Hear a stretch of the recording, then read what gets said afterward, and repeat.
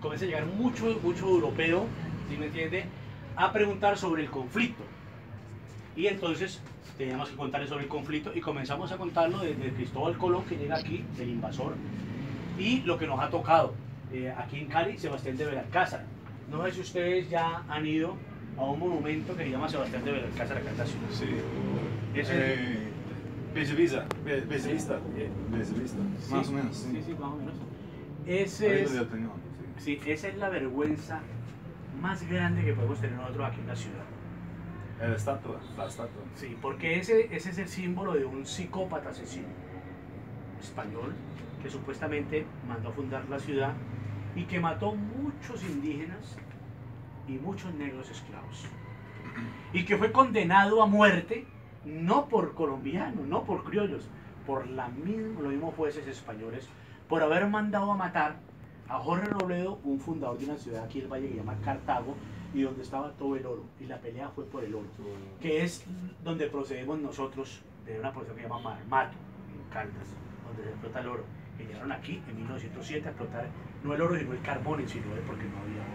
Entonces, ese sinvergüenza Sebastián de Belalcázar hizo cantidad de cosas. En México fue Hernán Cortés, que acabó con todo un vestigio de una civilización prácticamente. En el Perú Pizarro. Entonces todos estos españoles vinieron aquí a invadir, a tomarse los territorios, a acabar con todo y a saquear.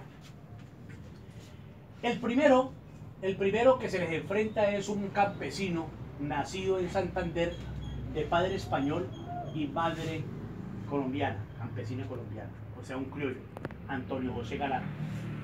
El primero que los combatió, tratando de que esos españoles no abusaran de los criollos y de los campesinos y de los indígenas porque les cobraran impuestos, igual que lo que está pasando ahora. Entonces él motivó a la revolución de los comuneros. Y ahí entonces aparece Manolita Beltrán, que es los españoles ponían en las oficinas afuera, en las alcaldías, edicto, el letrero donde decía el pago de impuestos. Y entonces esta señora, por intermedio de Antonio José Galán, va y rompa eso y rompean eso. Y entonces él comenzó una guerra, una pelea contra los españoles del Imperio Español, y lo capturaron, y los españoles lo despedazaron.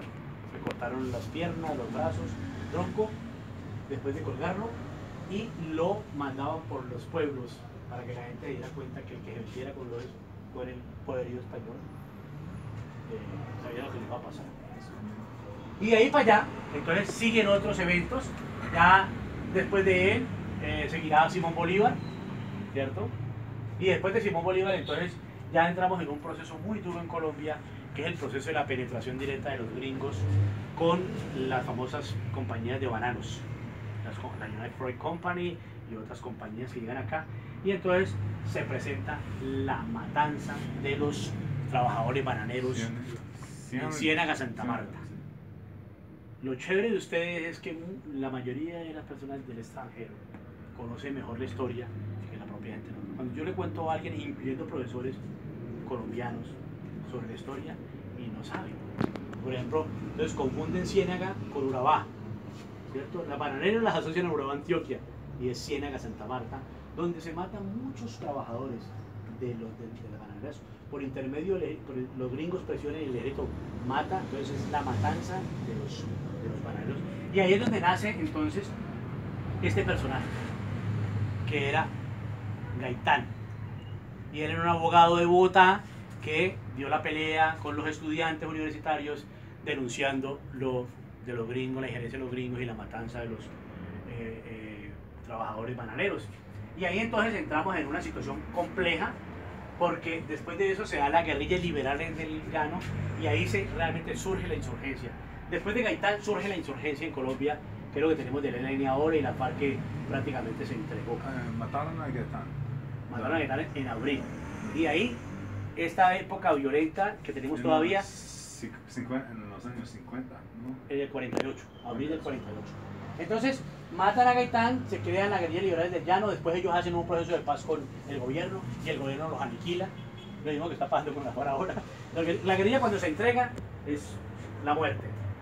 O sea, a lo mejor es mejor no entregarse, ¿cierto? Pero bueno, eso es una decisión que toman los grupos insurgentes y pasa lo que está pasando ahora. Entonces aparecen todos estos procesos, ahí aparece Victoriano Lorenzo, que ya es un en ese momento colombiano, pero que defiende Panamá, y entonces termina siendo panameño, ¿cierto? Victoriano Lorenzo.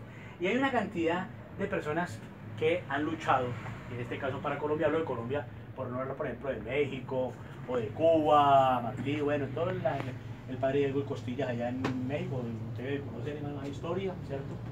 De ese sinvergüenza de Santana, que yo de California, ¿te das cuenta? Entonces, muy chévere porque podemos contar esas historias, y aquí con estas fotografías que las hemos sacado de algunos libros y de algunas cosas de Papá Google, que Papá Google miente y a veces dice verdades, pero bueno, de todas maneras es una buena fuente para recoger esa información. Y entonces ponemos, y entonces todo el proceso histórico, y entonces llegamos pues a la época de la violencia, pero antes de la época de la violencia había una cosa que llamaba la guerra de los 1000 días, ¿cierto?